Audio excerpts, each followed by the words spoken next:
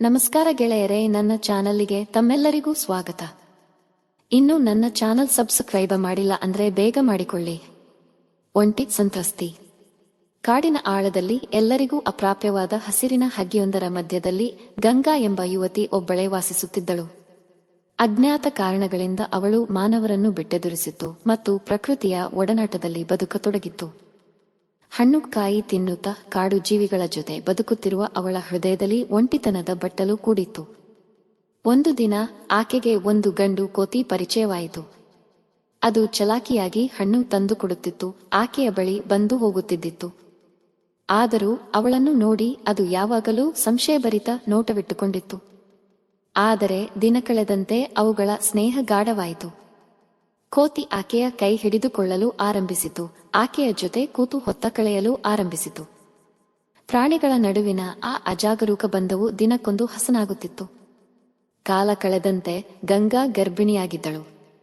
ಅವಳ ಮನಸ್ಸಿನಲ್ಲಿ ಭಯ ಮತ್ತು ಕುತೂಹಲ ಒಂದಾಗಿತ್ತು, ಈ ವಿಸ್ಮಯಕತೆ ಮುಂದೇನೂ ಆಗಲಿದೆ. ಕೊನೆಗೂ ಬಿರುಸಾದ ಮಳೆಯೊಂದು ರಾತ್ರಿ ಕಾಡು ಶಾಂತವಾಗಿದ್ದಾಗ ಅವಳು ಒಂದು ಪುಟ್ಟ ಕೋತಿ ಮರಿಗೆ ಜನ್ಮ ನೀಡಿದಳು. ಅದು ಮಾನವನಂತೆ ಕಾಣುತ್ತಿದ್ದರೂ ಕಣ್ಣುಗಳು ಕೋತಿಯಂತಿದ್ದವು. ಆ ಮಗುವನ್ನು ಮುದ್ದಿಸುತ್ತಾ ಅವಳಿಗೆ ಕಣ್ಣೀರು ಬಂದಿತು. ಇದು ಪ್ರಕೃತಿಯ ವಿಷಮ ಆಟವೇ, ಭಗವಂತನ ನಾಟಕವೇ? ಆಗಾಗ ಆ ಗಂಡು ಕೋತಿ ಅವಳ ಬಳಿಗೆ ಬಂದು ಮಗುವನ್ನು ನೋಡುತ್ತಿತ್ತು, ಅದರ ಮಾಯೆಯನ್ನು ಸವರಿಸುತ್ತಿತ್ತು. ಆದರೆ ಒಂದಿನ ಅದು ಅದೇನೋ ನಿರ್ಧಾರ ಮಾಡಿಕೊಂಡಂತೆ ಕಾಡಿನ ಆಳಕ್ಕೆ ಮರೆಯಾಯಿತು. ಅವಳು ಹಂಚಿಕೊಳ್ಳಬಹುದಾದ ನೋವನ್ನೆಲ್ಲ ತನ್ನ ಮಗುವಿನಲ್ಲಿ ಹಂಚಿಕೊಂಡಳು. ಅವಳ ಪ್ರೀತಿಗೆ ಮಗು ಮಾತ್ರ ಪ್ರತಿಕ್ರಿಯೆ ನೀಡುವ ಅಸ್ತ್ರವಾಯಿತು. 4 ಕಾಲಿನ ಮಗುವನ್ನು ಬಿಟ್ಟರಗಿಸಿ ಅಡವಿಯ ಗುಟ್ಟನ್ನು ಹೊತ್ತಾಗ ಗಂಗಾ ತನ್ನ ಮಗುವನ್ನು ಬೆಳೆಸಲು ನಿರ್ಧಾರ ಮಾಡಿತು. ಅದು ಅವಳ ಅಸ್ತಿತ್ವದ ಒಂದು ಭಾಗವಾಗಿತ್ತು. ತನ್ನ ಮಗುವಿಗೆ ಮನುಷ್ಯನಂತೆ ಬದುಕುವುದನ್ನು ಕಲಿಸಲು ಹೋರಾಡಿದಳು. ಆದರೆ ಆ ಮಗು ಮರಗಳ ಮೇಲೂ ಹಾರಲು ಪ್ರಾರಂಭಿಸಿತು, ಹಣ್ಣು ಕಿತ್ತೊಯ್ಯಲು ಕಲಿತು. ಇದು ಒಂದು ಪ್ರಾಕೃತಿಕ ಮಿಶ್ರತೆಯೋ, ಅದೃಷ್ಟದ ಆಟವೋ ಅಥವಾ ಪ್ರೀತಿಯ ಬಲವೋ? ಅದು ಗಂಗಾ ಒಬ್ಬಳೇ ನಿರ್ಧರಿಸಬೇಕಾದ ವಿಷಯ. ಆದರೆ ಅವಳಿಗೆ ಮಾತ್ರ ಗೊತ್ತಿತ್ತು, ಅವಳು ಒಂಟಿಯಾಗಿದ್ದಳು. ಆದರೆ ಈಗ ಇಲ್ಲ. ಅವಳಿಗೆ ಈಗ ತನ್ನ ಪ್ರಪಂಚವೇ ಬದಲಾಗಿತ್ತು. ನಮಸ್ಕಾರ ಗೆಳೆಯರೇ, ನನ್ನ ಚಾನಲ್ಗೆ ತಮ್ಮೆಲ್ಲರಿಗೂ ಸ್ವಾಗತ. ಇನ್ನು ನನ್ನ ಚಾನಲ್ ಸಬ್ಸ್ಕ್ರೈಬ್ ಮಾಡಿಲ್ಲ ಅಂದ್ರೆ ಬೇಗ ಮಾಡಿಕೊಳ್ಳಿ. ಒಂಟಿ ಸಂತ್ರಸ್ತಿ. ಕಾಡಿನ ಆಳದಲ್ಲಿ ಎಲ್ಲರಿಗೂ ಅಪ್ರಾಪ್ಯವಾದ ಹಸಿರಿನ ಹಗ್ಗಿಯೊಂದರ ಮಧ್ಯದಲ್ಲಿ ಗಂಗಾ ಎಂಬ ಯುವತಿ ಒಬ್ಬಳೇ ವಾಸಿಸುತ್ತಿದ್ದಳು. ಅಜ್ಞಾತ ಕಾರಣಗಳಿಂದ ಅವಳು ಮಾನವರನ್ನು ಬಿಟ್ಟೆದುರಿಸಿತ್ತು ಮತ್ತು ಪ್ರಕೃತಿಯ ಒಡನಾಟದಲ್ಲಿ ಬದುಕತೊಡಗಿತ್ತು.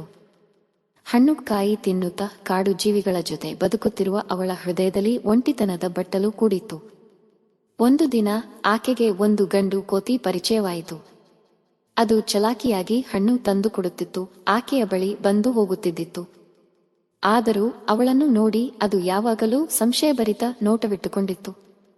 ಆದರೆ ದಿನ ಕಳೆದಂತೆ ಅವುಗಳ ಸ್ನೇಹ ಗಾಢವಾಯಿತು.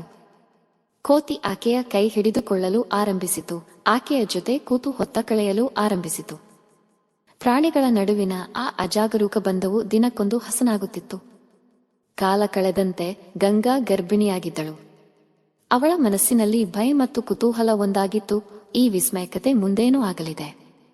ಕೊನೆಗೂ ಬಿರುಸಾದ ಮಳೆಯೊಂದು ರಾತ್ರಿ ಕಾಡು ಶಾಂತವಾಗಿದ್ದಾಗ ಅವಳು ಒಂದು ಪುಟ್ಟ ಕೋತಿ ಮರಿಗೆ ಜನ್ಮ ನೀಡಿದಳು. ಅದು ಮಾನವನಂತೆ ಕಾಣುತ್ತಿದ್ದರೂ ಕಣ್ಣುಗಳು ಕೋತಿಯಂತಿದ್ದವು.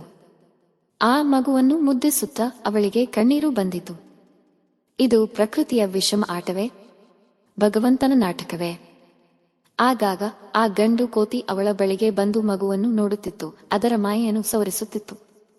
ಆದರೆ ಒಂದಿನ ಅದು ಅದೇನೋ ನಿರ್ಧಾರ ಮಾಡಿಕೊಂಡಂತೆ ಕಾಡಿನ ಆಳಕ್ಕೆ ಮರೆಯಾಯಿತು.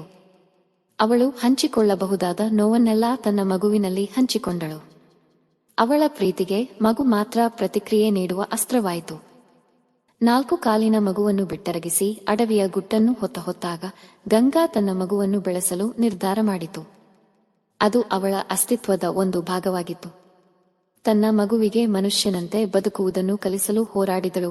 ಆದರೆ ಆ ಮಗು ಮರಗಳ ಮೇಲೂ ಹಾರಲು ಪ್ರಾರಂಭಿಸಿತು, ಹಣ್ಣು ಕಿತ್ತೊಯ್ಯಲು ಕಲಿತು.